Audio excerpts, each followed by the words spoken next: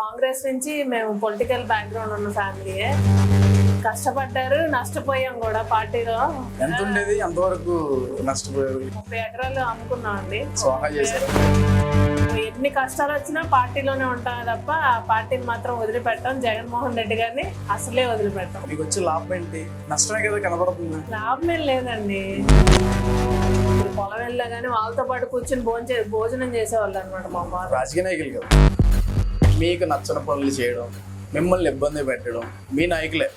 జరుగుతాయండి, కామన్ గా జరుగుతూ ఉంటాయి. ఇక్కడ ఎవరున్నా మేము ఓటు వేస్తాం. ఎవరి కోసం వేస్తారు? జగన్ గారి కోసం వేస్తాం. ఫ్యాక్టరీస్ లేవు, ఇండస్ట్రీస్ లేవు, చదువుకున్న గ్రాడ్యుయేట్స్ కి సరైన ఎంప్లాయ్మెంట్ దొరకట్లేదు. 15 years అయింది. అప్పుడు చంద్రబాబు ఏం చేశాడు మరి? 3 రాజధానులు వచ్చే లాభం ఏంటి? మనకు 3 కావాల్సిన చోట్ల డెవలప్మెంట్స్ వస్తాయి. దీనికి 3 రాజధానులు ఎందుకు? అంటే ఎక్కడైనా సరే నా ఫోటోనే కనిపించాలి. ఆయన కట్అవుట్ చూసి వేసేస్తారు ఓట్లు. భోజనం చేస్తారు చూడండి, వీడియో చూసారు మీరు? నాలా వద్దా? వాస్తవంలో ఎడిటింగ్లు కూడా చాలా ఉన్నాయండి. మీరు చేయరా? మీ పార్టీ వాళ్ళు చేయరా? మా పార్టీ వాళ్ళు చేస్తే చెయ్యొచ్చేమో కానీ మీరు ఇచ్చే సంక్షేమ పథకాలు కానీ, అమ్మ ఒడి కానీ, రైతు భరోసా కానీ, ఈ నవరత్నాలు ఏవైతే ఉన్నాయి కదా, ప్రజల్ని బద్దగస్తులు చేస్తున్నారు. ఒక బలిసినోడు ఉన్నోడు మాట్లాడే మాటలే తప్ప కడుపు కాలేవాడికి తెలుసు దాఖలు విలువ ఏంటి. మనకి ట్రాక్టర్లు ఇచ్చారు, పవర్ స్పేర్ మిషన్లు ఇచ్చారు. ఎంతమందికి ఇచ్చారు? ఇచ్చారండి, ఒక 5-6గురికి ఇచ్చారు. 5-6 గత ప్రభుత్వంలో సరిగ్గా రోడ్లు వేసుంటే మా ప్రభుత్వం రాగానే రోడ్లన్నీ ఎందుకు పోతాయండి? గీతాంజలి వీడియో అయిపోవటం వల్ల ఇక్కడ కింద కామెంట్స్ భయంకరంగా పెడతారండి. లైవ్ లో మేము కూడా అనుభవిస్తున్నాం అలాంటివి. అంటే కామెంట్లుగా చచ్చిపోతారా? ఎవరైతే రికార్డ్ చేస్తారో, ఎవరైతే ఛానల్లో పెట్టారో వాళ్ళు కూడా వెళ్ళే పరిస్థితి అక్కడ కనిపించలేదు. మరి దీన్ని ఎలా చూడాలి?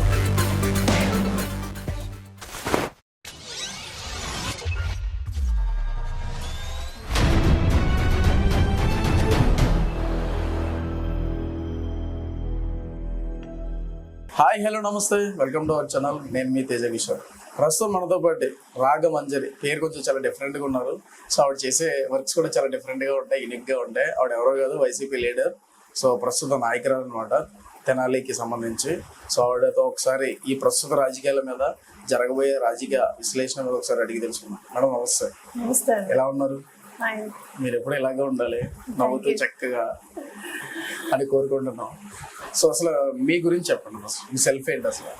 నేను వచ్చేసరికి నాది ప్రాపర్ పెద్దగదలూరు అండి, వేమూరు కాన్స్టిట్యున్సీ. వేమూరు కాన్స్టిట్యున్సీలోనే, అంటే పెద్దగదలూరులో మా స్వగ్రామం అదనమాట. ఉంటాం, పిల్లలు చదువుల రీత్యా ఇక్కడ ఉంటాం తెనాల్లో.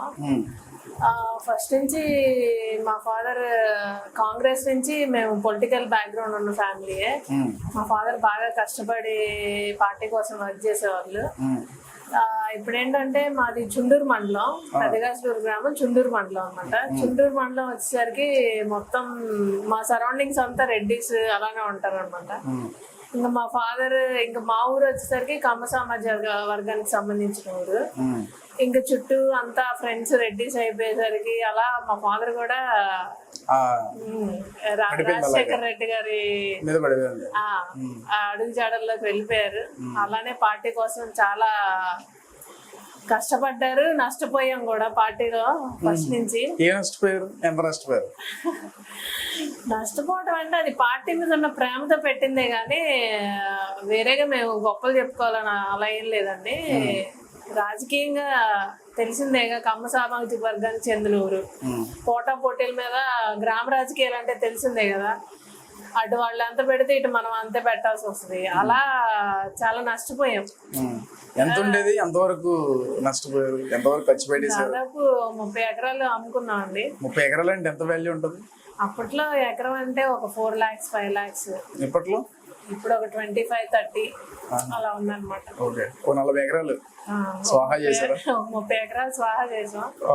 ఇంకా చిన్న చిన్నవి చాలా చాలా కోల్పోయామండి. ఇప్పటికీ పార్టీని నమ్ముకునే ఉంటాము.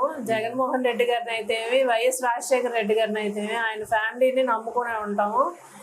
ఎప్పుడు పార్టీలు మారటాలు ఎన్ని కష్టాలు వచ్చినా పార్టీలోనే ఉంటామే తప్ప ఆ పార్టీని మాత్రం వదిలిపెట్టాం. జగన్మోహన్ రెడ్డి గారిని అసలే వదిలిపెట్టాం. ఇప్పుడు వాళ్ళని నమ్ముకోవడం వల్ల, వాళ్ళని వదిలిపెట్టకపోవడం వల్ల మీకు వచ్చే లాభం ఏంటి?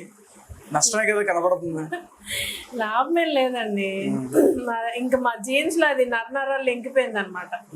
ఇంకా రాజశేఖర రెడ్డి గారు అంటే అదొక పిచ్చి మాకు. ఆయన ఇంకా ఒక దేవుడితో సమానం. అంటే అక్కడ ఏదో లబ్ధి పొందే ఉంటారు. లబ్ధి ఏం లేదండి, లబ్ధి అనేది ఏం లేదు. మీరు కావాలంటే ఎంక్వైరీ చేసుకోవచ్చు మా గురించి. ఇక ఈ టాటూ చూస్తే చెప్పచ్చు, ఇది రాజశేఖర రెడ్డి గారి సిగ్నేచర్ అనమాట. Chinese letter, Chinese language. లేదు, ఆయన సిగ్నేచర్ ఇలా పెడతారు. దేని మీద పెట్టాలన్నా ఆయన సిగ్నేచర్ ఇలా ఉంటది. అంత పిచ్చి అనమాట మాకు. ఇది ఇక్కడ you can this is support for me.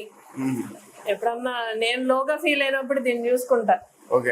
You can, నువ్వు ఏదైనా సాధించగలవు అన్న. ఈ సింబల్ కి వచ్చేసరికి ఇట్స్ ఎ న్యూ బిగినింగ్. ఎప్పటికీ న్యూ బిగినింగ్. అందుకే ఇప్పటికీ న్యూ బిగినింగ్. కొత్త కనబడుతుంది పార్టీలో ఉన్న జనాలు.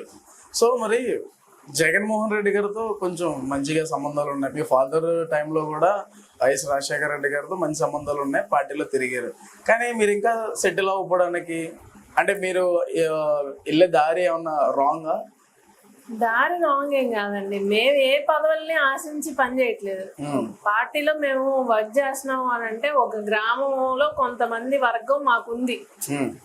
వాళ్ళ కోసం మేము పార్టీని ఇది చేసుకుంటున్నామే తప్ప వాళ్ళ కోసం ప్లస్ మా వాళ్ళకి పని అయితే చాలు, అంతవరకు మా పరిధి అని అనుకుని మేము అంతవరకే ఉన్నాం తప్పించి మేము ఎటువంటి పదవులను కూడా ఆశించాలి ఆ పార్టీని. మీ వాళ్ళంటే మీ ప్రజలా లేదంటే మీ మా కమ్యూనిటీ ఏం లేదండి. మా కమ్యూనిటీ టోటల్లీ టీడీపీకే సపోర్టెడ్ గా ఉంటారు. మా ఊర్లో అయితే ఏమి సరౌండింగ్స్ మీకు తెలిసిందే.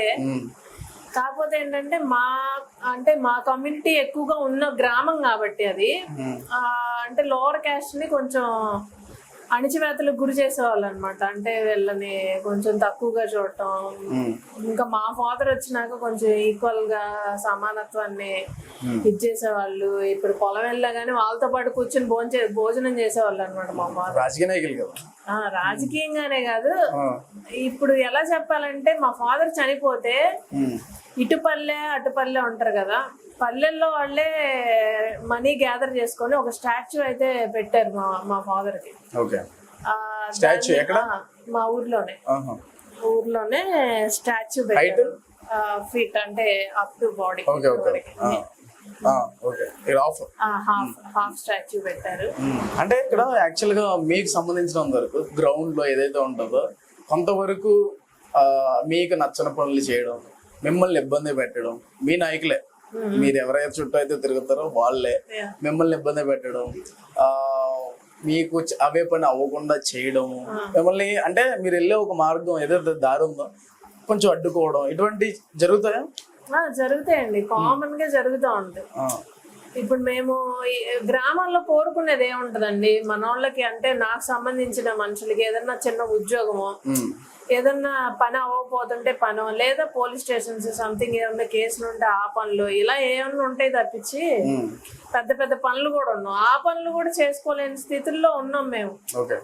గత అంటే వెళ్ళిపోయిన నాయకులు ఇప్పుడు ఏదైతే షఫ్లింగ్ జరిగిందో ఆ నాయకుల వల్ల కొంచెం ఇబ్బంది పడ్డ మాట వాస్తవమే. మరి అది కూడా చేయలేదు అని అంటే అది ఆయన ఎందుకు చేయలేదు అనేది ఆయన విజ్ఞతకే వదిలేసాం అనమాట మేము.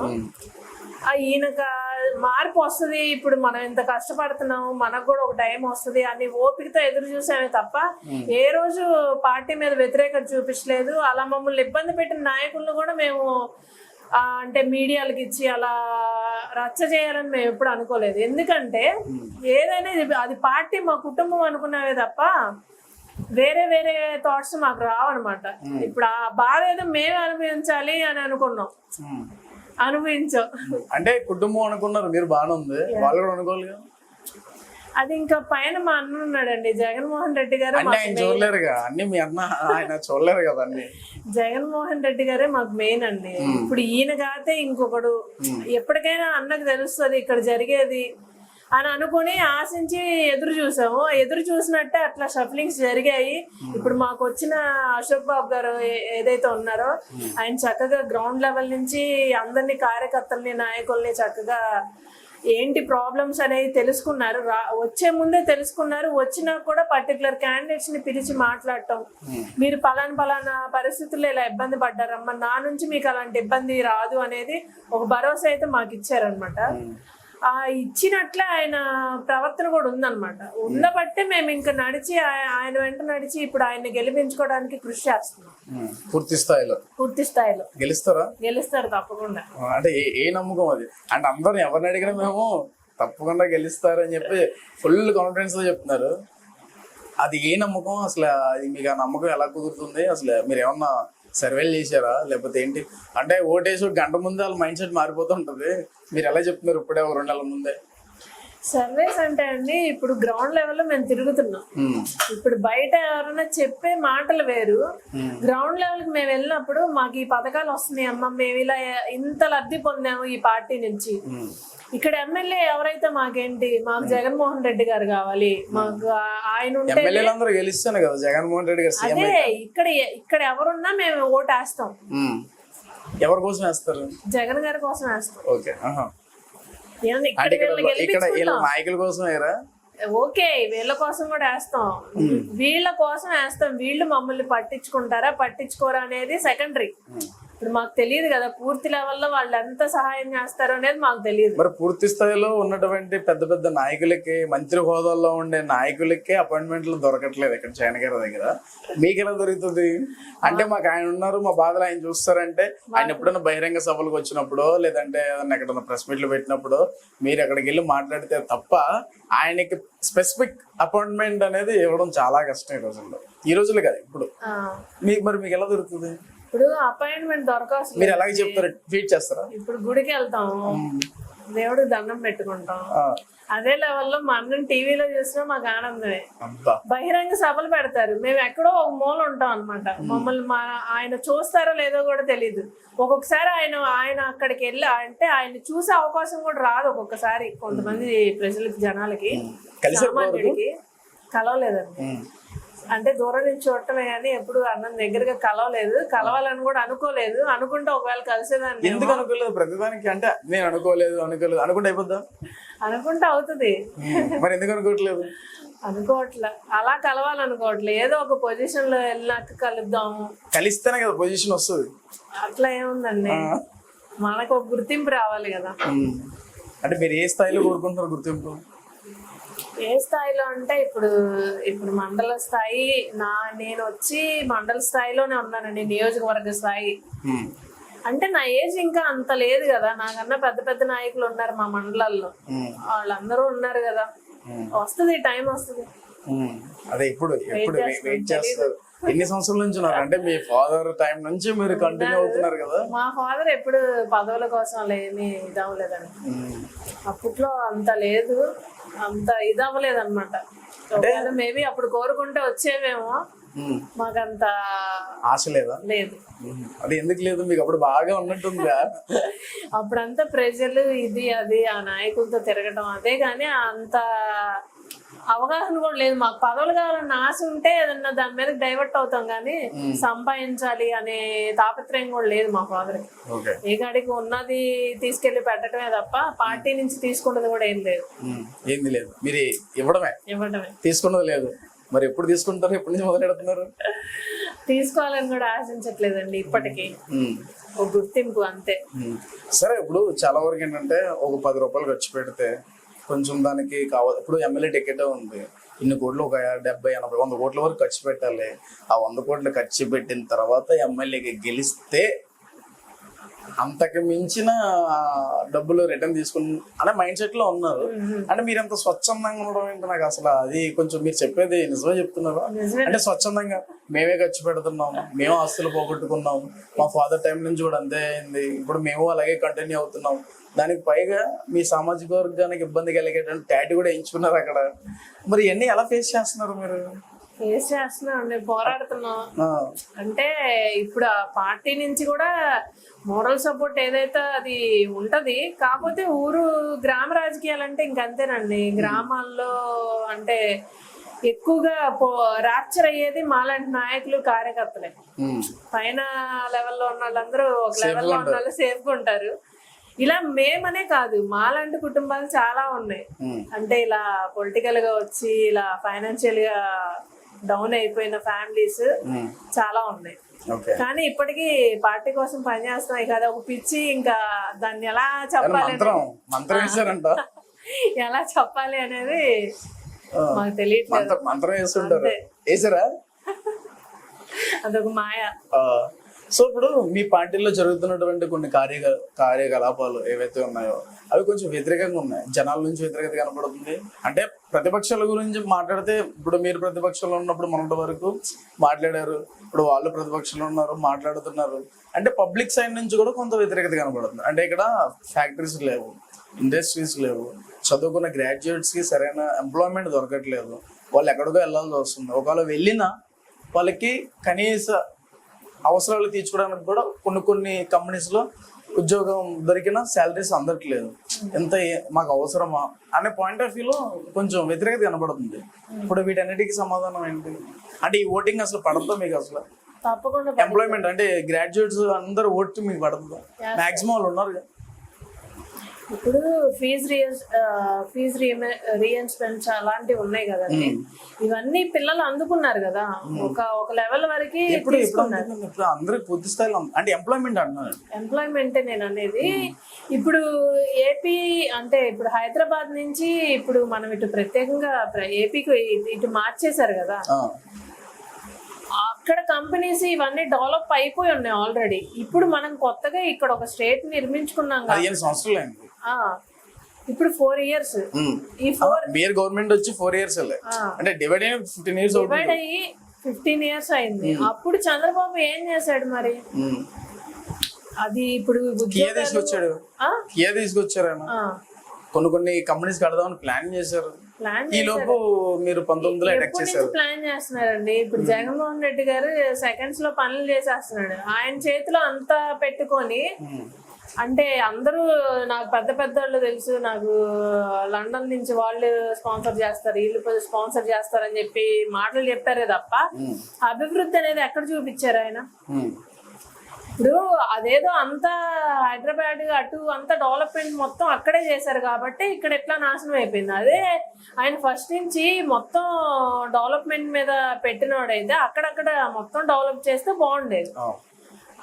ఎక్కడికక్కడ అది ఉమ్మడి రాష్ట్రం కదా, ఉమ్మడి రాష్ట్రం ఒకటే క్యాపిటల్. ఇప్పుడు స్టేట్ డివైడ్ అయిన తర్వాత 3 రాజధానులు, ఇప్పుడు వచ్చి ఎక్కడ రాజధాని తెలియట్లేదు జనాలకి.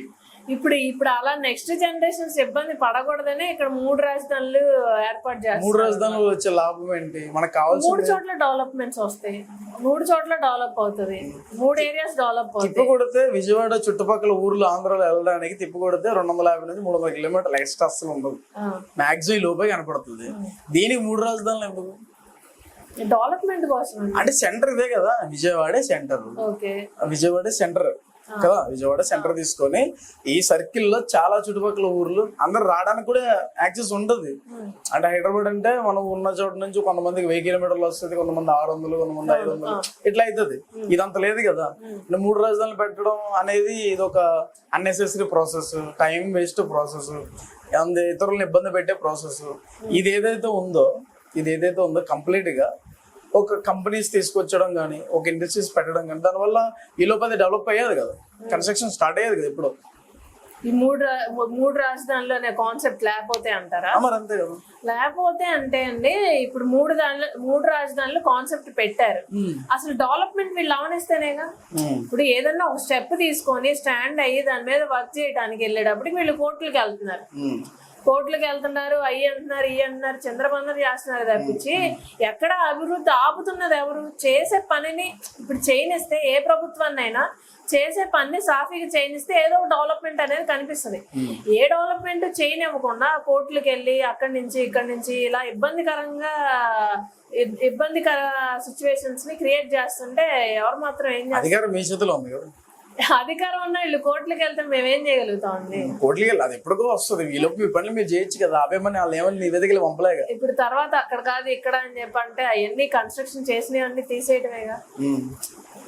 అదంతా ఇన్వెస్ట్మెంట్ మొత్తం వేస్టే కదా. కేంద్రం కూడా మీ చేతిలో ఉంది. మోదీ గారు మీ చేతిలో మోదీ గారిని కూడా ఆయన వైపు తిప్పుకున్నారుగా కులపిచ్చి రేపి.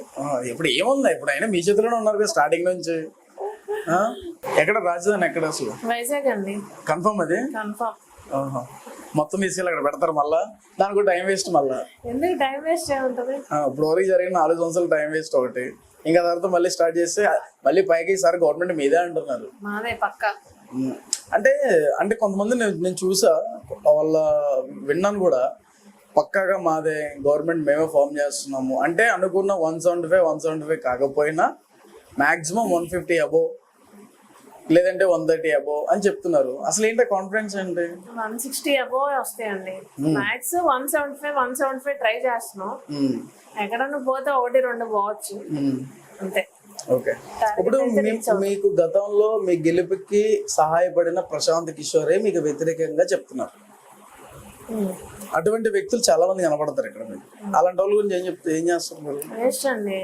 ప్రశాంత్ కిషోర్ ఏముంది అంటే ఒక గ్రౌండ్ లెవెల్ అప్పుడు ఒక అంచనాల ప్రకారంగా ప్రశాంత్ కిషోర్ అయినా జగన్మోహన్ రెడ్డి గారు చెప్పిన ఇన్స్ట్రక్షన్స్ ప్రకారంగా వెళ్ళాడే తప్ప ఆయన సొంత ప్రమేయాలు ఏమి లేవు అక్కడ. ఇప్పుడైనా జగన్మోహన్ రెడ్డి గారు సింగిల్ గా మొత్తం స్కెచ్లన్నీ వేయటమే తప్ప ఎవరి టాలెంట్ ఎక్కడ లేదనమాట. అది ఆయన మైండ్ సెట్ వేరు, ఆయన అంచనాలు వేరు. అంటే ఎక్కడైనా సరే నా ఫుడ్ అయినా కనిపించాలి, జగన్ గారి ఫోటోనే కనిపించాలి. ఆ నియోజకవర్గం సంబంధించిన నాయకుడు ఎక్కడో మూల అక్కడెక్కడ కనపడుతుంటారు. అసలు ఏంటి అసలు కాన్సెప్ట్ ఏంటి? ఏ నియోజకవర్గం ఎమ్మెల్యేస్ ఉంటారు కదా, వాళ్ళ ఫొటోస్ స్టార్ బొమ్మలు అలా ఉంటాయి, పెద్ద బొమ్మలు అలా కనపడుతూ ఉంటారు. అసలు ఏంటి మెయిన్ కట్అవుట్? మా అన్నదే కదా జగన్మోహన్ రెడ్డి గారు. అంటే గతంలో ఎప్పుడో కట్అవుట్ చూసి వేసేస్తారు ఓట్లు. అంటే ఎలాగా అసలు ఏంటి? ఎలా ఏముందండి, ఇప్పుడు మనం చూస్తుంటే ఆయన పాదయాత్ర చేసినప్పుడు ప్రతి గడపకి వెళ్ళారు. ప్రతి చోట మనుషుల హృదయాల్లోకి చొచ్చుకుని పోయే విధానం ఆయన పాదయాత్ర. మనం ఒకసారి వీడియోస్ కానీ ఏమన్నా విజువల్స్ చూస్తే కళ్ళమ్మ నీళ్ళు వస్తాయి. ఎందుకంటే ప్రతి చిన్న గుడిసెలోకి కూడా ఆయన వెళ్ళడం ఏదో సింపతి కోసం ఫోటోల కోసం వెళ్ళే బాపతి కాదు ఆయన. అక్కడ వెళ్ళిన తర్వాత భోజనం చేస్తారు చోట. వీడియో చూసారు మీరు? అంటే తినాలా వద్దా అని ఒక్కొక్క మెతుకు ఈ టైప్ ఆఫ్ లో ఒక వీడియో బయటకు వచ్చింది. అంటే ఇంతే అన్నము, దాన్ని చాలా సార్లు ట్రై చేస్తారు తినడానికి. ఏముందండి అలాంటివి చూపిస్తారు. అక్కడ పర్సనల్ గా చూసిన వాళ్ళకి తెలుస్తుంది ఆ విజువల్ ఏంటి, అక్కడ ఆయన ఎందుకు ఎలా తిన్నారు అనేది పర్సనల్ అక్కడ ఉన్న వాళ్ళకి తెలుస్తుంది. కానీ వీడియోస్ ఏముందండి, వీడియోస్ ఇంపార్టెంట్ కదా. వీడియోస్ ఇంపార్టెంటే, జరిగిన వాస్తవం చూపిస్తుంది కదా. వాస్తవంలో ఎడిటింగ్లు కూడా చాలా ఉన్నాయండి. మీరు చేయరా ఏంటది ఎడిటింగ్? సమస్య లేదు. మీ పార్టీ వాళ్ళు చేయరా? మా పార్టీ వాళ్ళు చేస్తే చెయ్యొచ్చేమో కానీ చెయ్యరని మాత్రం నేను చెప్పను. ఇప్పుడు ఒక సైడ్ నుంచి ఒక 10 వీడియోలు వస్తే ఒక సైడ్ నుంచి ఒక 5 వీడియోలు కూడా రాకపోతే బాగోదు కదా. అందుకని కౌంటర్ అయ్యి మీరు సైలెంట్ గా ఉండొచ్చు. ఎందుకుంటారు? మేము గాంధీ గారమే ఎండో చంప పగల కొడితే ఇంకో చంప చూపించడానికి. అంటే స్వచ్ఛందంగా ఉన్నారు వీళ్ళంటి వాళ్ళు పార్టీలు రాజకీయంగా. స్వచ్ఛందంగా ఉన్నా గానీ ఇప్పుడు ఒక దెబ్బ కొడితే రెండో దెబ్బ కొట్టించుకోవాలని లేదుగా, తిరిగి 2 చంపలు పగల కొడతాం. కొట్టారు ఎవరన్నా? కొట్టలేదండి. కొట్టాల్సిన పరిస్థితి వస్తే చెప్తున్నా. ఇన్ కేస్ మా మీద దెబ్బ పడి అంటే వారు 1 సైడ్ లా చేసేస్తాం మేము. చేసేస్తారు. అదే మీరు మాటల్లో కదా అర్థం ఉంది. చేసేస్తాం, చూసేస్తాం, ముందుకు వెళ్ళిపోతాం అంటే ఇంత కాన్ఫిడెన్స్ కానీ ఇదంతా రావడానికి బ్యాక్గ్రౌండ్ ఏదో ఉంటది. అసలు ఏంటది? పార్టీని నమ్ముకున్నాము మేము. ఎటువంటిది పార్టీ నుంచి ₹1 తినలేదు. ఎవరి దగ్గర మేము చేపలేదు. సంథింగ్ ఎమ్మెల్యేస్ కానీ ఎవరి దగ్గర మేము ఇది కావాలి మాకు ఈ పదవులు కావాలి అని మేము ఆశించలేదు. కాబట్టి మేము ఇప్పటికీ దమ్ముగా పని చేస్తాం. ఏదైనా తప్పు ఉంటే గట్టిగా నిలదీస్తాం. అది మా పార్టీ అవనివ్వండి, మాకు ఎక్స్ పార్టీ అవనివ్వండి. ఏదైనా తప్పు ఉంటే మాత్రం ఖండిస్తాం, దాన్ని ఫేస్ టు ఫేస్ అడుగుతాం. ఇప్పటి వరకు ఎంతమందిని ఖండించారు, ఎంతమందిని నిలదీశారు? ఖండిస్తామండి తప్ప. అదే ఇప్పుడు తెలియాలి కదా.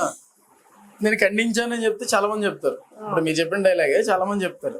అసలు నేను ఇది ఇలా చేసా అనే ఒక రుజువు చూపించాలి కదా, చెప్పాలి కదా, ఒక పేరైనా ఏదో ఒకటి. ఇప్పుడు మా పార్టీలోనే లాస్ట్ టైం ఉన్న ఎమ్మెల్యేస్ వీళ్ళు ఉన్నారు, వాళ్ళ వల్ల కొంత ఇబ్బంది పడ్డాం మేము.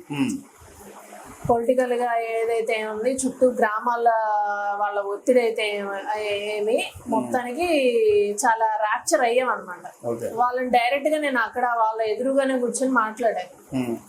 మేము ఇంత పార్టీ కోసం ఇంత కష్టపడ్డాము, ఎన్ని చేసాము, కనీసం మా ఊర్లో ఒకడికి ఉద్యోగం ఇప్పించుకోలేకపోతున్నాము, ఏంటి అసలు మీ వల్ల మాకు ఉపయోగం ఏంటి అని చెప్పి గట్టిగా అడగటం జరిగింది. అక్కడి నుంచి బయటకు వచ్చేయడం జరిగింది.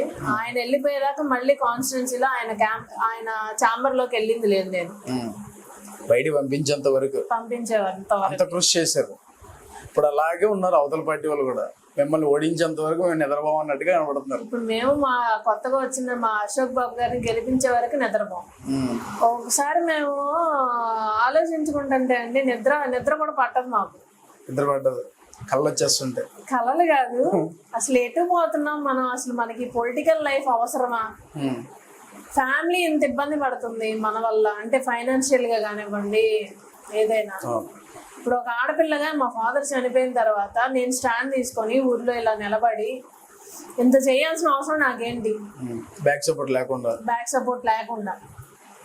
ఇప్పుడు అది కాకుండా అంతకు ముందులాగా ఆస్తులుండి వాటిని అమ్మేసుకొని అలా చేసే పరిస్థితి కూడా కాదు.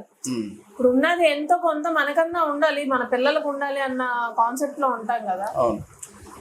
ఒక్కొక్కసారి అనిపిస్తూ ఉంటది మనకి ఎందుకు ఇదంతా అని, కానీ మళ్ళీ ఇటే డైవర్ట్ అవుతా ఉంటాం. మళ్ళీ ఎందుకు డైవర్ట్ అవుతాం అనేది ఇక అదెంత జగన్మోహన్ రెడ్డి గారి మాయ.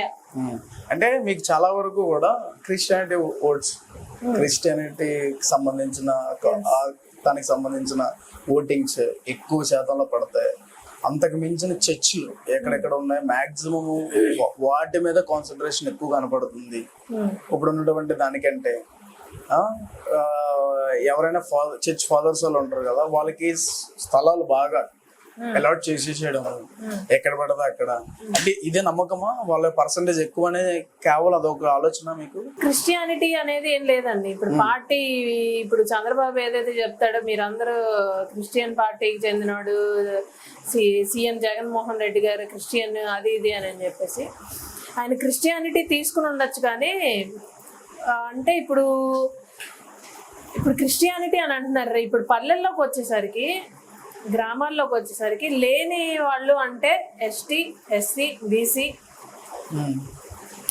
మైనారిటీ ఉద్యోగాలు బాగానే ఉంటాయి కదా, రిజర్వేషన్ ఉద్యోగాలు బాగానే వస్తాయి. రిజర్వేషన్స్ అంటే అండి చదువుకుంటే బాగానే ఉంటది రిజర్వేషన్. ఓకే, ఇప్పుడు మన ఓసీలతో పోల్చుకుంటే వాళ్ళు రిజర్వేషన్ లో కొంచెం ఒక అడుగు ముందే ఉన్నారు, దాని వరకు ఓకే. చాలా వరకు అధికారులు కూడా ఉన్నారు. చదువుకొని ఒక టాలెంటెడ్ గా వెళ్ళిన వాళ్ళు ఓకే, అంతవరకు ఓకే. ఇప్పుడు చదువుకోకుండా వీళ్ళు ఉంటారు కదా, అలా వీళ్ళు ఇదే కానీ కొంచెం పైకి తీసుకురావాలి వాళ్ళని, కొంచెం అభివృద్ధిలోకి, ఇంకా కొంచెం చదువుకుంటే ఇంకా కొంచెం ఆ పల్లెలు బాగుపడతాయి, వాళ్ళ ఫ్యామిలీస్ బాగుపడతాయి అనే ఉద్దేశమే కానీ ఇక్కడ కులాలకి సంబంధించి ఇలా పార్టీలు రన్ చేయటం ఇలా ఆ కాన్సెప్ట్ జగన్మోహన్ రెడ్డి గారి దగ్గర ఉండదు. మేమైతే గట్టిగా చెప్తామండి. ఆయన క్రిస్టియన్స్ దానికి సంబంధించిన హిందూ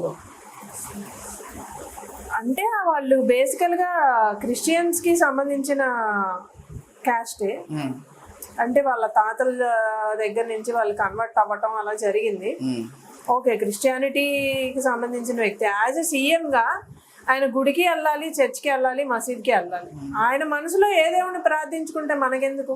వాళ్ళ వైఫ్ భారతీయ గారు మొన్న తిరుమల తిరుపతికి వెళ్ళి ప్రసాదం ఇస్తే టిష్యూ పేపర్లో పెట్టి పక్కకు పెట్టేశారు. అవన్నీ కల్పనలేనండి, కల్పనలా కనిపిస్తుంది కదా కనిపించడమే అదంతా. అదే కనిపించేది అబద్ధమా అంటే ఇప్పుడు టిష్యూ ప్రసాదం ఎవరు తినకుండా టిష్యూలో పెట్టేసి పడేయటం అనేది అది అసంభవం. కొంచెం ఎంతో అంత తింటారు కదా. చూసారు వీడియో? అది నేనైతే చూడలేదు. దాస్తున్నారు అయితే? లేదు లేదు. అంటే మీరు ఇచ్చే పథకాలు అంటే కొన్ని నిజాలు కూడా అబద్ధాలుగా క్రియేట్ చేసి పోర్ట్రేట్ చేస్తున్నారు. కొన్ని అబద్ధాలను కూడా నిజాలుగా పోర్ట్రేట్ చేయటం వల్ల కొన్ని వీడియోస్ నిజమైన అబద్ధం అని అనుకుంటాం. అది మాత్రం వాస్తవం. ఇప్పుడు భారతి గారు అలా చేశారో చేయలేదో అది దేవుడికే తెలియదు. మరి యాక్టివ్ గా పాలిటిక్స్ లో ఉండి మీ పార్టీలో ఉండి తిరుగుతూ అటువంటి చూడకపోవడం ఏంటి? దానికి తోడు సోషల్ మీడియాలో చాలా యాక్టివ్ గా ఉంటారు, మరి చూడకపోవడం ఏంటి మీరు? అసలు చూడలేదండి నేను, వాస్తవంగా చెప్పాలంటే ఆ వీడియో అయితే నేను చూడలేదు. ఓకే. ఇంకొకటి ఏంటంటే పథకాలకు వస్తాయి, మీరు ఇచ్చే సంక్షేమ పథకాలు కానీ, అమ్మ ఒడి కానీ, రైతు భరోసా కానీ, లేదంటే ఇంకోటి ఈ నవరత్నాలు ఏవైతే ఉన్నాయి కదా, వీటి వల్ల ప్రజల్ని బద్దగస్తులు చేస్తున్నారు. వాళ్ళు పనులు చేసుకోవట్లేదు, బద్దగస్తులు అయిపోతున్నారు, మద్యానికి బానిసలు అయిపోతున్నారు, ఇలా తిరుగుతున్నారు. దీనివల్ల వచ్చే లాభం ఏంటి అని ఒక ప్రశ్న ఉంది. ఇప్పుడు అమ్మఒడి ఉందండి, 10,000 ఇస్తారు. ఇచ్చినప్పుడు ఇప్పుడు పిల్లలు వాళ్ళ ఫాదర్ ఉంటాడు, వాళ్ళ ఫాదర్ తీసుకొచ్చి పెట్టలేక ఇవ్వట్లేదుగా వీళ్ళకి 10,000. వాళ్ళ తండ్రి ఏదైతే ఉన్నాడో ఆ పిల్లల బాధ్యత కంపల్సరీగా తీసుకుంటాడు. ఇది ఆ తల్లుల ఖాతాల్లో ఎందుకు వేస్తున్నారు? ఇన్ కేస్ మీకు ఏదన్నా ఇబ్బంది ఉంటే ఇంట్లో, ఇప్పుడు భర్త కూడా ఏదో హెల్త్ సిక్ అవటమో, కొంచెం ఒక నెల డబ్బులు రావటం రాకపోవటం ఉంటాయి, వీళ్ళకి ఆ 10,000 ఉపయోగపడతాయి కదా. అందుకని ఈ తల్లుల ఖాతాలు వేస్తున్నాడు. ఈ తల్లులు ఏం చేస్తున్నారంటే ఒక చిన్న షాప్ లా పెట్టుకోవటం, లేదా ఏదైనా ఇన్వెస్ట్ చేసుకోవటం దేంట్లో అన్నా. ఇప్పుడు ఏముందండి, ఇప్పుడు స్కూల్ దగ్గర ఏదైనా బడ్డీ కొట్టు పెట్టుకోవచ్చు, ఇంటి బయట పాల ప్యాకెట్లు పెట్టుకోవచ్చు. ఆ 10,000తోనే ఒక పెట్టుబడి లాగా. ఇప్పుడు పాల ప్యాకెట్లు ఉన్నాయండి, ఒకసారి తీసుకొస్తారు, ₹1 ఆదాయం వచ్చేటట్టు అమ్ముకుంటారు ఎవరైనా, అది సేవింగ్స్ పెట్టుకుంటారు, ఒక 500 అలా. ఇంకా డోక్రాలు ఉన్నాయి, ఆ డోక్రాల్లో తీసుకుంటారు అమౌంట్లు, దానికి తోడు ఇవి వేసుకుంటారు. అట్లా కొంచెం చిన్న చిన్నగా ఒక ఇన్వెస్ట్మెంట్ పెట్టుకొని ఒక స్టార్ట్అప్ అయితే స్టార్ట్ చేస్తున్నారు. ఎందుకంటే మేము ఇది ఎందుకు చెప్తున్నాం అంటే, మేము ఇప్పుడు పల్లెటూరులో తిరుగుతున్నాం కాబట్టి, మాది కూడా ఒక చిన్న కుగ్రామమే కాబట్టి దాంట్లో కూడా మేము చూస్తున్నాం. ఇప్పుడు ఫ్రూట్స్ ఉన్నాయి, మా పల్లెటూరులో ఫ్రూట్స్ దొరకవు. అలాంటిది ఒక తట్లో 10 రకాలు, ఒక 5 రకాల ఫ్రూట్స్ తెచ్చుకొని ఇళ్ళమ్మటి అమ్ముకుంటున్నారు ఈ 10,000తోనే. చాలా అలా చిన్న చిన్న సహాయాలు అందుతున్నాయి. ఎందుకు చేసుకోగలుగుతున్నారు ఈ రోజున? ఇప్పుడు మాలాంటి వాళ్ళ దగ్గరకు వచ్చి, అమ్మ నాకు ఒక 5,000 కావాలి అని అంటే, ఇప్పుడు నేను నోట్ రాసి నా దగ్గర నుంచి తీసుకుంటారు, దానికి వడ్డీలు కట్టడమే వీళ్ళ జీవితానికి సరిపోద్ది. అలాంటిది ఈ 10,000, వీళ్ళు ఇచ్చే 10,000 మనలాంటి కొంచెం ఉన్న వాళ్ళకి 10,000 ఏముందిలే అనిపించవచ్చు, లేనివాడికి తెలుస్తుంది ఆ బాధ ఏంటనేది. ఆ 10,000 కూడా లేకుండా వేరే వాళ్ళ దగ్గర నోట్లు రాసి తీసుకొచ్చుకొని ఆ అప్పులు కట్టడానికి వీళ్ళ జీవితం సగం స్మాష్ అయిపోయిన రోజులు కూడా ఉన్నాయి గతంలో. అలా కొంచెం వీళ్ళు అంటున్నారు సోమరపోతులు చేస్తున్నారు అనేది ఒక బలిసినోడు ఉన్నోడు మాట్లాడే మాటలే తప్ప, కడుపు కాలేవాడికి తెలుసు దాఖలు విలువ ఏంటి, ఆ మెతుకు విలువ ఏంటి అనేది. అలానే ఆయన ఇచ్చే రూపాయి విలువ ఏంటి అనేది లేనోడికి మాత్రమే తెలిసింది, ఉన్నోడు మాట్లాడే మాటలే ఇవన్నీ. అది ఇప్పుడు రైతు భరోసా ఉంది, రైతు భరోసా కేంద్రం నుంచి మనకి చాలా లబ్ధి పొందారు రైతులు. మనకి ట్రాక్టర్లు ఇచ్చారు, పవర్ స్పేర్ మిషన్లు ఇచ్చారు. ఎంతమందికి ఇచ్చారు? ఇచ్చారండి, ఒక 5-6గురికి ఇచ్చారు. అంటే ఒక గ్రామంలో ఒక 5గురికి 6గురికి అట్లా మిషన్లు ఇవ్వటం, కోత మిషన్లు ఇవ్వటం. ఊరకనే ఇవ్వాల, సబ్సిడీ లోన్స్ కొంత వీళ్ళు కట్టుకోవాలి, కొంత సబ్సిడీ పోతుంది అనమాట. అలా మిషన్స్ తీసుకున్నారు. అంటే చిన్న చిన్న రైతులు ఉంటారు కదా, 2-3 కలిసి అలా ఒక మిషన్ తీసుకొని దాని మీద ఇప్పుడు క్రాపింగ్స్ ఉంటాయి, ఆ టైంలో ఉపయోగిస్తున్నారు. ఇప్పుడు మన ఊరికి వేరే ఊరు నుంచి మిషన్ రాకుండా మన ఊర్లో వాళ్ళే కోత మిషన్లు పెట్టుకొని ఆ కోతలు కట్ చేయటం, అలా కొంత ఆదాయం పొందినట్టే కదా ఒక రైతు అక్కడి నుంచి. అలా చాలా లబ్ధి పొందారండి. ఇవన్నీ ప్రతిపక్షాలు చెల్లే బురదలే తప్ప ఇప్పుడు పార్టీ చేస్తున్న ఇదేం లేదు.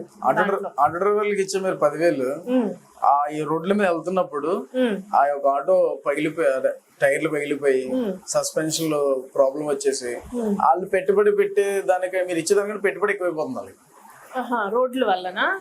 ఓకే. గత ప్రభుత్వం అండి, ఇప్పుడు వచ్చి మా ప్రభుత్వం వచ్చి 4 ఏళ్ళలో ఒక సంవత్సరంన్నర ఏమో కరోనాతో పోయింది. ఆ కరోనా సమయంలో కూడా చాలా చేశారు జగన్మోహన్ రెడ్డి గారు. అందరూ చూసారు, అది మేము ప్రత్యేకంగా ఏం చెప్పవసరం లేదు. ఇప్పుడు ఇప్పుడు రోడ్లు ప్రతి వాడు మాట్లాడేది రోడ్ల గురించి. గత ప్రభుత్వంలో సరిగ్గా రోడ్లు వేసుంటే మా ప్రభుత్వం రాగానే రోడ్లన్నీ ఎందుకు పోతాయండి? గత ప్రభుత్వంలో వాళ్ళు సరిగ్గా ప్రాపర్ గా రోడ్లు అనేవి వేసినట్టయితే మేము రాగానే రోడ్లు పోతాయా? జగన్మోహన్ రెడ్డి గారు రాగానే రోడ్లు వేయలేదు, అభివృద్ధి లేదు, సంక్షేమం ఒకటేనా? సంక్షేమం కావాలండి. ఇప్పుడు కడుపు కాలేవాడికి ఇప్పుడు రోడ్ల పక్కన గుడిసెల్లో ఉంటున్నారండి. గుడిసెల్లో ఉండేవాడికి నీకు రోడ్డు కావాలా, నీకు ఇంట్లోకి బియ్యం కావాలా, అన్నం కావాలా అంటే నాకు అన్నమే కావాలంటాడు. అది ఫర్ ఎగ్జాంపుల్. మరి మిగిలిన పరిస్థితి ఏంటి? మిగిలిన వాళ్ళ పరిస్థితి అంటే అండి వస్తుంది. ఇప్పుడు గత 4 సంవత్సరాల నుంచి మనం కరోనా ఒక 2 years ఇచ్చేసేసాము. ఈ చంద్రబాబు ఏదైతే ఉన్నాడో గ్రామాల్లో చూస్తే మీకు తెలిసిద్దండి, పంచాయతీల కింద ఎంత అప్పులు పెట్టాడో, అసలు ఎంత జరిగిందో.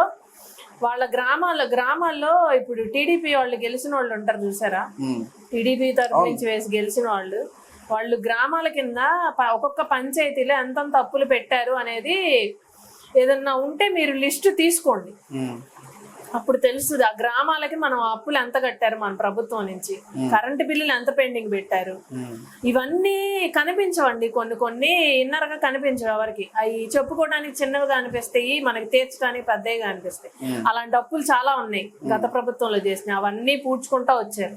ఇప్పుడు రోడ్లు ఒకటే అంటున్నారు, నెక్స్ట్ ప్రభుత్వంలో ఫస్ట్ టార్గెట్ రోడ్లే. ఫస్ట్ రోడ్లు, కంపెనీస్ కూడా వస్తాయి. కంపెనీస్, రోడ్లు, సంక్షేమం అన్ని బ్యాలెన్స్డ్ గా చేస్తారు. అంటే ఎన్ని సంవత్సరాలు పూర్తి చేస్తారు? ఇంకా 5 సంవత్సరాలు పడుతుందా? 5 సంవత్సరాలు ఏం పట్టదండి, చూస్తారుగా మీరు. అన్ని చూస్తున్నారు ఇప్పుడు దాకా. ఇప్పుడు నెక్స్ట్ గెలిచినాక చూస్తారుగా. గెలిచినాక చూడాలి, గెలవకపోతే గెలుస్తారు. ఎలాగా అసలు? కంపల్సరీ గెలవకపోతే బెట్టండి. ఎంత మీ ఇష్టం, మీరే చెప్పండి. గెలుస్తారు, కంపల్సరీ గెలుస్తారు. జగన్ గారి మీద ఉన్న నమ్మకమా, లేదంటే ఉన్నటువంటి నియోజకవర్గాలు నిలబెట్టిన క్యాండిడేట్ల వల్ల నమ్మకం? రెండు అండి, రెండు. ఎందుకంటే ఇప్పుడు షఫ్లింగ్స్ ఏవైతే జరిగినాయో, ఈ క్యాండిడేట్ ని ఇక్కడ తీసి ఇంకో ప్లేస్ లో వేసారు, ఇది ఏమన్నా ట్రాన్స్ఫర్లు చేయడానికి ఇవేమన్నా ఉద్యోగాలా అని చెప్పి ప్రతిపక్షాలు అడుగుతున్నారు మమ్మల్ని. అంటే ఇప్పుడు ఒక చోట ఇప్పుడు మేము ఎలా అంటే, మేము జగన్మోహన్ రెడ్డి గారిని ఎలా చూస్తామంటే ఒక తండ్రి లాగానే, అంటే మేమందరం వాళ్ళ పిల్లల్లానే అనమాట. నా పిల్లలు ఒకటి వల్ల, నేను పెట్టిన క్యాండిడేట్ వల్ల కొంచెం ఇబ్బంది పడ్డారు అనే సర్వే ఆయనకి వెళ్ళింది కాబట్టే అక్కడ క్యాండిడేట్స్ ని మార్చారు. ఇక్కడ ఎవరు అయితే కరెక్ట్ గా వాళ్ళని దగ్గరికి తీసుకుంటారో, వాళ్ళకి సరిగ్గా ప్రాపర్ గా అన్ని అందిస్తారో, ప్రాపర్ గా చేస్తారు అనే వాళ్ళనే ఆ ప్లేస్ లో ప్లేస్ చేశారు. అది మేము కళ్ళారా చూస్తున్నాం అనమాట. దాన్ని బట్టి మేము కూడా ఆయన అడుగుజాలలోనే నడుస్తాము. తప్పకుండా కొత్తగా పెట్టిన క్యాండిడేట్స్ ని ఖచ్చితంగా గెలిపించుకుంటాము. జగన్మోహన్ రెడ్డి గారిని మళ్ళీ సీఎం గా చేసుకుంటాం. ఓకే. ఇంకొక విషయానికి వస్తే, మీరు చేసే ఏదైతే సంక్షేమ పథకాలు ఉన్నాయో, ఏ పథకాలు ఉన్నాయి కదా, ఆ పథకాల వల్ల అమాయకులు బలైపోతున్నారు. ఎలా? మనం చూసాంగా, గీతాంజలి అమ్మాయి ఈ పాపం, మీరు పెట్టిన పథకాలు అమ్మాయి తీసుకున్నది 5 సంవత్సరాలు ఫ్లోలో చెప్పేసింది. అమ్మాయి 5 సంవత్సరాలు తీసేసుకున్నది. ప్రతిదీ నాకు వచ్చింది, మా అత్తమ్మ పెన్షన్, మా తాత మా మామ, ఇవన్నీ నేనే తీసుకుంటున్నాను, బాగా నడుస్తుంది అని చెప్పి. కాకపోతే గీతాంజలి అనే అమ్మాయి ఆ యొక్క మరణం ఏదైతే ఉందో అది పెద్ద మిస్టరీగా మారిపోయింది. దాన్ని ఎందుకు బయట తీసుకొచ్చే ప్రయత్నం చేయట్లేదు? ఎంక్వైరీలోకి ఎందుకు పెట్టలేదు? ఎంక్వైరీ ఏముందండి, తను అంటే ఇప్పుడు ఒక సాధారణమైన అమ్మాయి, ఇంట్లో తన పని తనేదో అన్నట్లు నడిచిపోతుంది తన జీవితం. అలాంటిది ఒక అమ్మాయి ఒక లెవెల్లో హైప్ అయింది.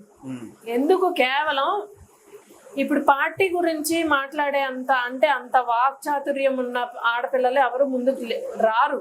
అంటే కెమెరా ముందుకు వచ్చి మాట్లాడే అంత చూపించరు అనమాట. ఇప్పుడు ఆ అమ్మాయి అలా చూపించేసరికి అది కొంచెం హైప్ అయింది. వీడియో హైప్ అవటం వల్ల ఇక్కడ కింద కామెంట్స్ భయంకరంగా పెడతారండి. లైవ్ లో మేము కూడా అనుభవిస్తున్నాం అలాంటివి. అంటే కామెంట్ గా చచ్చిపోతారా? సెన్సిటివ్ కలిసి ఏముందండి, సెన్సిటివ్ ఉంటారు. ఎంత సెన్సిటివ్ ఉన్నా సరే, ఎంత సెన్సిటివ్ ఉన్నా ఆ కామెంట్ సైబర్ క్రైమ్ కేసు అనేది ఒకటి ఉంది మన సిస్టమ్. తన మెంటల్ స్టాండ్ బట్టి ఉంటదండి. అది ఎవరికైనా చెప్పుకోవచ్చు కదా. ఎట్లా చెప్పుకుంటారండి, వాళ్ళ ఫ్యామిలీ కొంతమందికి కొన్నే చెప్పుకుంటారు. ఇప్పుడు హస్బెండ్ కి చెప్తారు, నన్ను ఇలా బూతులు తిడుతున్నారు, నన్ను ఈ లాంగ్వేజ్ లో ఇలా మాట్లాడుతున్నారు అని తను వివరించలేదుగా. ఇన్ కేసు వివరించిందే అనుకోండి, ఇంట్లో అత్త మామ ఉన్నారు, తనకి మదర్ ఫాదర్ ఇద్దరు లేరు, తను ఎవరికి చెప్పుకునేది? తను చిన్నప్పటి నుంచి వాళ్ళ మదర్ ఫాదర్ ఇద్దరు లేరంట. తన మైండ్ సెట్ ఇంకా లోలో ఉండుంటది నాకు తెలిసి. అంటే ఇప్పుడు తను ఏది బయట పెడితే ఏది వస్తుంది, తన మీదకి వస్తుందా, తన ఫ్యామిలీ మీదకి వస్తుందా, తను ఏది బయట పెట్టుకోలేకపోయింది. ఇన్నర్ గా ఇంకేమున్నాయో మనకైతే తెలీదు. తనైతే ఇలా చేయటం అనేది చాలా తప్పు అనమాట. అంటే ఆ వీడియో బయటకు వచ్చిన తర్వాత 2 రోజులకి హాస్పిటలైజ్డ్ అయింది. హాస్పిటల్ ఉన్నప్పుడు కూడా మినిమం ఇంటిమేషన్ ఉంటుంది కదా, అప్పటికే ఆ వీడియో వైరల్. ఎవరైతే రికార్డ్ చేస్తారో, ఎవరైతే ఛానల్లో పెట్టారో వాళ్ళు కూడా వెళ్ళే పరిస్థితి అక్కడ కనిపించలేదు. మరి దీన్ని ఎలా చూడాలి? అంత వైరల్ అయిన వీడియో, దాంట్లో ఉన్న అమ్మాయికి యాక్సిడెంట్ అయింది, రైలు యాక్సిడెంట్ అయింది, అదే బయట వీళ్ళు చెప్పటం కూడా. అంటే వాళ్ళ హస్బెండ్ మేము మీట్ అయ్యాము ఆ రోజు, ఆ సంఘటన జరిగిన తర్వాత. ఆ అమ్మాయి చనిపోయి ఆమె బాడీ కూడా తీసుకెళ్లిపోయారు. నెక్స్ట్ డే ఏదో మీటింగ్ ఉంటే వెళ్ళాం అనమాట. వెళ్ళినప్పుడు వాళ్ళ హస్బెండ్ అదే చెప్తున్నారు, మీరు ఎందుకు స్పందించలేదండి, వెంటనే శివన్నకి ఎందుకు చెప్పలేదు, శివకుమార్ గారికి ఎందుకు చెప్పలేదు అని అంటే, మాకు అసలు మైండ్ అనేది డైనమాలో ఉన్నామండి, అసలు మాకు ఏ ఆలోచనలు రాలేదు. ఫస్ట్ అసలు ఫస్ట్ ఆ అమ్మాయిని అసలు ఎలా బతికించుకోవాలి ఏంటి అన్న ఇదిలోనే ఉన్నాము. వెళ్ళిన నెక్స్ట్ డేకి మేము శివకుమార్ గారికి చెప్పడం జరిగింది. ఆయన మనుషుల్ని పంపించి అక్కడ ఎవరైతే డాక్టర్స్ ఉన్నారో వాళ్ళతో మాట్లాడిచ్చి అక్కడ ట్రీట్మెంట్ ఏదైతే ఉందో అది ఫాస్ట్ చేయండి, స్పీడప్ చేయండి, ఆ అమ్మాయిని అలాగైనా బతికించండి అనేది ఒక కాన్సెప్ట్ అయితే తెలిసింది మాకు. అలా చెప్పారు శివకుమార్ గారు అనేది మాకు తెలిసింది అనమాట. హాస్పిటల్ పంపించారంట కదా, మనుషులు పంపించారు అంటే మాకు తెలియదు అంటే పంపించారు. అంటే వీళ్ళు చెప్పిన తర్వాత ఇప్పుడు చెప్పకుండా అక్కడ ఒక సో యాక్సిడెంట్ అయింది అనేది అసలు బయటికి రాకుండా సార్కి ఎలా తెలుసుద్ది? శివకుమార్ గారికైనా ఎలా తెలుసుద్దండి? గాల్లో ఏం తెలియవు కదా. ఇప్పుడు వీళ్ళ కుటుంబ సభ్యులో ఎవరో చెప్తే గానీ తెలియాలి. తెలిసింది, ఆయనకు తెలిసిన వెంటనే మనుషులు పంపించారు. ఇన్ కేసు ఆయన అవైలబిలిటీలో లేరేమో, ఊర్లో లేకపోవటమో, సంథింగ్ ఏవో మీటింగ్స్ ఉండటమో ఏదో జరిగి ఉంటది. వాళ్ళ మనుషులు పంపించారు, డాక్టర్స్ తో మాట్లాడించారు. అసలు ఏంటి విషయము అంటే వీళ్ళకి అంత చెప్పే టాలెంట్ కూడా లేదు. అసలు మనకు ఆ అమ్మాయి పరిస్థితి ఏంటి అన్న చెప్పే ఇది కూడా లేదు వీళ్ళ హస్బెండ్ కి గానీ, వాళ్ళ మామగారికి గానీ. ఆ కుటుంబ సభ్యులు కొంచెం ఎవరు చదువుకుని ఎడ్యుకేటెడ్ పర్సన్స్ ఎవరు లేరు. ఈయన పంపించిన తర్వాత వీళ్ళకి మ్యాటర్ తెలిసిందనమాట, ఇలా జరిగింది, ఇది కాన్సెప్ట్ అనేది అయితే సార్కి ఇదిగా వచ్చింది, సార్ దృష్టిలోకి వచ్చింది. అదనమాట. అంటే వైరల్ అయిన వీడియో కోసమైనా ఆ మనిషి తెలుస్తుంది కదా, మీ పార్టీయే అంటే వీడియో బయట పెట్టేందుకు కూడా మీ సోషల్ మీడియా నుంచి బయటకు వచ్చింది. మినిమం ఇంటిమేషన్ ఉంటది కదా, ఈ అమ్మాయి మాట్లాడిన అమ్మాయే ఇక్కడ హాస్పిటల్లో ఉంది, యాక్సిడెంట్ అయింది, చనిపోయేంత వరకు న్యూస్ బయట పెట్టలేకపోవడానికి గల కారణం ఏంటి అంటే అండి, ఇప్పుడు ఆ అమ్మాయి చనిపోతుంది అనేది ఎవరు ఊహించిన విషయం. డాక్టర్స్ ఏం చెప్తారు, కాపాడతాము ఈ లెవెల్లోనే చెప్తారు తప్పించి, లేదండి ఈ అమ్మాయి ఇంక డెత్ కేసు అని ఏం చెప్పరు కదా.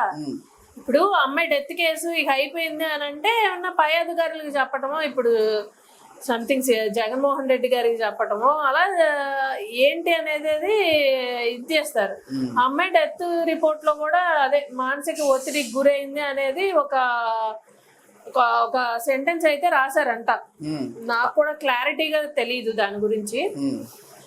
ఇక దాన్ని బట్టి ఈ వీడియోస్ ఇవన్నీ వైరల్ అయినాయి. ఆ కామెంట్స్ ఇవి వాళ్ళ హస్బెండ్ చెప్పిన దాన్ని బట్టి, వాళ్ళ హస్బెండ్ కూడా చెప్పారు నైట్ అంటే ఎర్లీ మార్నింగ్ 3:30 ఆ టైంలో కూడా అమ్మాయి ఫోన్ చూస్తూ ఉండేదండి, ఏడ్చింది 2-3 సార్లు ఏడుస్తా కనపడింది నాకు, ఫోన్ చూస్తే ఏడుస్తా కనపడింది. ఎందుకు అమ్మాయి ఏడుస్తున్నావు అని అంటే ఇట్లా నెగిటివ్ కామెంట్స్ వస్తున్నాయి, అదే negative comments positive comments common, అవన్నీ పట్టించుకోకని అని చెప్పి నేను కూడా 2-3 సార్లు చెప్పానని చెప్పేసి చెప్పారు ఆయన.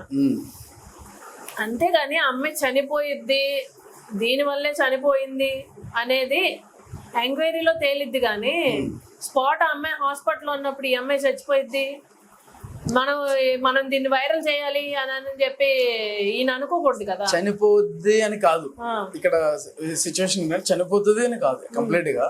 అంటే వీడియోలో వైరల్ అయిన అమ్మాయి, పథకాల గురించి అంత బాగా చెప్పిన అమ్మాయి, ఫ్లో లో 1 సంవత్సరం ఎక్స్ట్రా కూడా చెప్పిన అమ్మాయి, అదే అమ్మాయి హాస్పిటలైజ్డ్ అయితే ఈ అదే నియోజకవర్గానికి సంబంధించిన ఎమ్మెల్యే ఎవరైతే ఉన్నారో వాళ్ళ మనుషులు చూశారు కదా, వాళ్ళైనా ఇంటిమేట్ చేస్తారు కదా మీడియాకి, అంటే మీ సోషల్ మీడియాకి ఇంటిమేట్ చేసినప్పుడు పలానా సో ఇలా యాక్సిడెంట్ అయిందా, చావు బతుకుల మధ్య ఉన్నదని చెప్పొద్దు, ఇలా యాక్సిడెంట్ అయిందని కూడా న్యూస్ బయటికి రాలేదు. కంప్లీట్ డెత్ అయిపోయిన తర్వాత ఇష్యూస్ డెత్ అని వచ్చింది. అవును, ఇప్పుడు యాక్సిడెంట్ అయింది అనేది ఒక ఇష్యూ వచ్చింది, యాక్సిడెంట్ అయింది అనేది చెప్తారు వాళ్ళకి. చెప్పినప్పుడు ఈ సోషల్ మీడియా వాళ్ళందరూ ఏం చేస్తారు, సోషల్ మీడియా అయితే ఉంది, మీడియా వాళ్ళు అయితే ఉంది, వెళ్ళిపోతారు కెమెరాలు పట్టుకొని. అక్కడ హాస్పిటల్ ఇబ్బందికరమైన వాతావరణం సృష్టించడమే తప్ప మనం ఏమన్నా చేయగలుగుతామా? ఆ అమ్మాయిని బయటికి తీసుకురావటం, ఆ కోమా నుంచి బయటికి తీసుకురావటం అయితే మనం ఇవన్నీ ఏం చేయలేం కదా. అంటే కొంచెం బయటికి ఇంటిమేట్ చేస్తే కొంచెం స్ప్రెడ్ అయిన కొద్దీ అక్కడికి మీడియా వెళ్తుంది, దాని గురించి కొంచెం డీప్ డిస్కషన్స్ వెళ్తాయే తప్ప దానివల్ల ఈ ఉపయోగం ఏంటి? తర్వాత అయిందిగా అవుతుంది, ఎప్పుడైనా వైరల్ అవుతుంది. ఇప్పుడు హాస్పిటల్ ఉన్న పేషెంట్ ని ఇబ్బంది పెట్టే కన్నా తను చనిపోతుందా ఊగిసలాడుతుంది, బ్రతుకుతుందా చనిపోతుందా అనే ఊగిసలాడే మనిషిని ఇబ్బంది పెట్టడం అది సంస్కారం కాదు కదా. ఆ లెవెల్లో సార్ అలా చేసి ఉంటారు తప్ప వేరే దీన్ని ఏదో మ్యానిపులేట్ చేసి వేరేగా చేయాలన్న ఉద్దేశాలు లేవు ఫస్ట్ ఆఫ్ ఆల్. అంటే మీ సోషల్ మీడియా, మీ పార్టీకి సంబంధించిన సోషల్ మీడియాకి సంబంధించి చాలా వరకు యాక్టివ్ గా ఉంటారు. దగ్గర ఒక వేలల్లో ఉన్నాయంట మీకు మీడియా పేజెస్ కానీ యూట్యూబ్ ఛానల్స్ కానీ మీ పార్టీకి సంబంధించి. వీటిల్లో ఎంప్లాయ్మెంట్ చేస్తుంటారు కదా, జాబ్ చేస్తుంటారు కదా, వాళ్ళకి పూర్తి స్థాయిలో శాలరీస్ పడతాయి? వీటికి శాలరీస్ అంటే నాకు తెలిసి సోషల్ మీడియాకి ఏం శాలరీస్ లేవండి. ఒక టీమ్ గా స్ప్రెడ్ చేశారు, ఫామ్ అయ్యారు. ఒక టీమ్ అంటే భార్గవ్ గారి టీమ్ కి ఏమైనా ఉంటదేమో కానీ శాలరీస్ విడిగా ఇప్పుడు నియోజకవర్గ స్థాయిలో నియోజకవర్గంలో కోఆర్డినేటర్స్ ఉంటారు, కోఆర్డినేటర్స్ ఉంటారు, వీళ్ళెవరికి శాలరీస్ ఉండవు. As a social media coordinator గా లేదండి, అది ఇక మన స్వచ్ఛందంగా చేసుకోవటం. ఇప్పుడు నాకు అభిమానం ఉంది, జగన్మోహన్ రెడ్డి గారి మీద నాకు అభిమానం, నేను స్వచ్ఛందంగా చేస్తా, ఆయన వీడియోస్ పెట్టుకుంటా సోషల్ మీడియాలో. అంటే మీరు చెప్పేది ఏంటంటే సిపిఐ సిపిఎం కొన్ని పార్టీలు ఉన్నాయి కదా, లోక్సత్తా అంటే ఆ రేంజ్ లో చెప్తున్నారు, కానీ మీరు పనిచేసే పార్టీ వేరు కంప్లీట్ గా. స్వచ్ఛందంగా చేస్తాం మేము. మీరు చెప్పే పార్టీల రేంజ్ అక్కడ ఉన్నాయన్నమాట, కానీ మీరు పనిచేసేదేమో వైఎస్ఆర్సీపీ పార్టీ ఉంది, చిన్నదా అండి.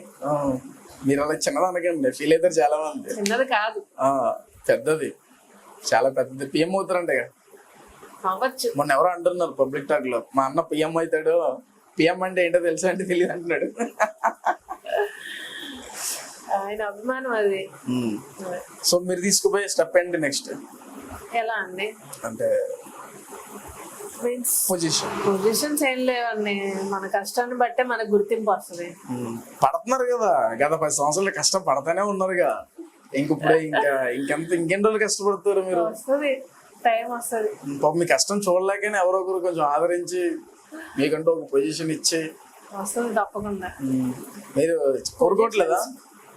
నేను ఇప్పటికీ కోరుకోవట్లేదండి, హార్ట్ఫుల్ గా చెప్తున్నాను. ఎందుకని?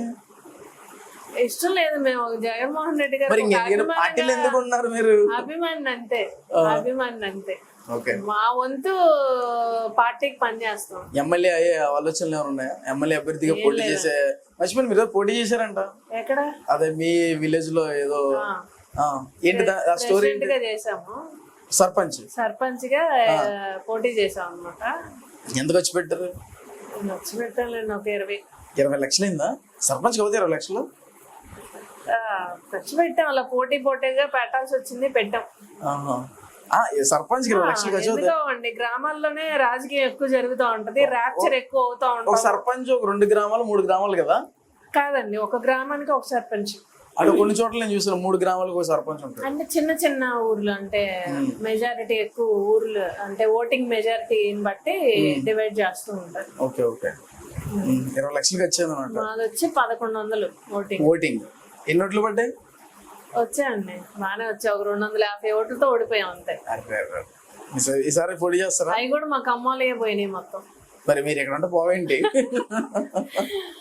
అదే కాకపోతే టీడీపీ వాళ్ళు రెబల్ నిలబెట్టుకొని వాళ్ళు గెలిపించుకున్నారు, మేము ఓడిపోయాం.